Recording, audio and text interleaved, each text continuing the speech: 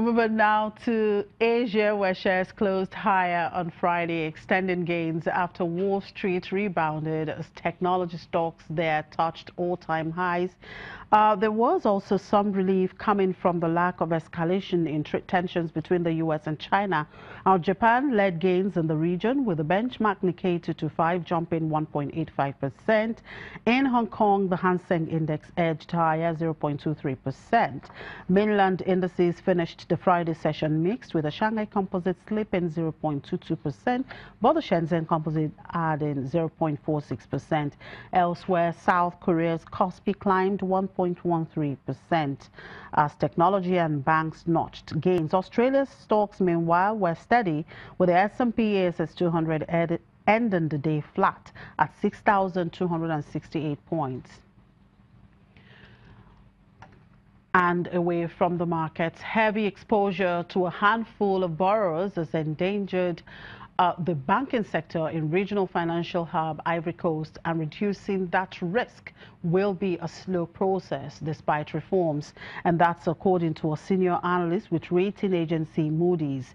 Ivory Coast, one of Africa's fastest growing economies, accounts for around 30% of total banking assets in the West African Economic and Monetary Union, whose members share a common CFA franc currency pegged to the euro. Low banking penetration, only 15% of the population possess an account, and the lack of credit information, however, have pushed Ivorian banks to focus on what they consider reliable borrowers. These are often large private conglomerates or entities in which the state holds a stake. International Monetary Fund analysis took the outstanding loans to each Ivorian bank's 5 biggest borrowers, aggregated the figure and compared it to the total capital of the banking system. It found lending to the 5 largest borrowers equated to 98.9% of the bank's capital. And South African insurer Old Mutual has appointed Deloitte as joint auditor alongside scandal hit KPMG, as an unusual move reflecting what it said were unresolved challenges related to its sole auditor for nearly 2 decades.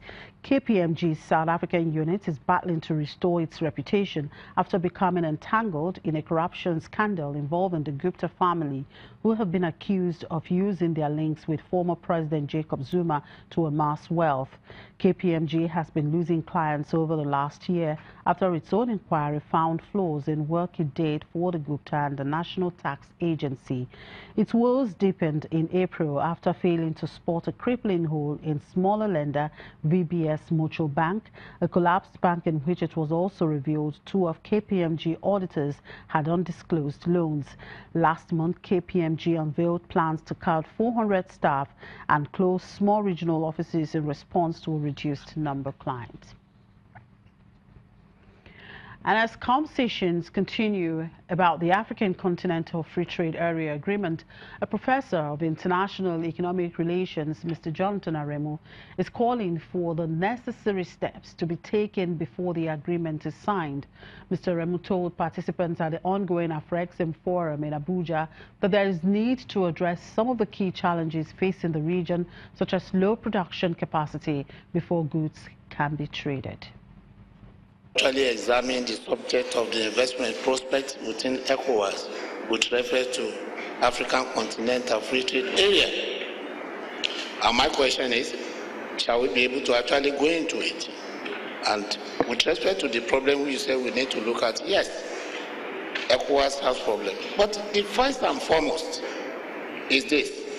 We are going to AfCFTA, that is the free trade area. But can they not, we need to produce before we can trade. And then yesterday, I have a very exciting explanation from South Africa, which says that the first step, before you go into free trade, is to first and foremost industrialize. And then you bring up your production function so that you have the tradables. Because of what you use is you having a lot of treaty, particularly with free trade, but you have nothing to say to each other. And that is where the subject of investment comes in. And good enough, ECOWAS Commission in its program has tried to look into the main objective of the treaty. And when you look at treaty number 3 of that revised treaty, look at the situation of having a common investment space. And ECOWAS will go into this. I'm very sure that we are reaching a very final stage to have a very wonderful common investment position. Now, but what is still constraining us with respect to moving ahead? Well, quite a lot of these problems have been identified since the beginning of this program. They said that possibly we have a region that is having a lot of problems. People don't really have the trust of bringing their money here. But I'm equally happy that in the morning we have the ATI CEO, that's Otino, that's ATI is African Trade Insurance, who presented his own position about ATI. ECOWAS is going to an arrangement with African Trade Insurance, and from what he told me, a lot of our member countries are signed to that. What is ATI doing? They are guaranteeing investment. In case there's a problem, there's an economic issue, which was not efficient at the time that the investment is going ahead. They guarantee investment risk. So 2014, ECOWAS concluded a sort of an investment guarantee mechanism. And that is why our member states are signing on into that of the ATI, African Trade Insurance. Starting on our own may not be necessary. Why? Because why duplicating when we already have an institution that is doing it? And that is why ECOWAS take a position to look at that. So the problem of the investment crisis, why people are not happy with the environment, that's why it's being settled. What are other issues? The other issues relate to quite a lot of protocols which we have actually signed, each member state signed, but people are not actually complying. You see, I'm aware, I'm very close, opportunity to work upon of the investment policy framework of ECOWAS. And after the investment policy framework, we have an ECOWAS investment rules. December 2008, the head of state signed those rules, which actually give a sort of a common investment space, not a code yet, but provide a framework that these are the conditions which member states must follow. When we return, Dubai DP World threatens legal action against Djibouti.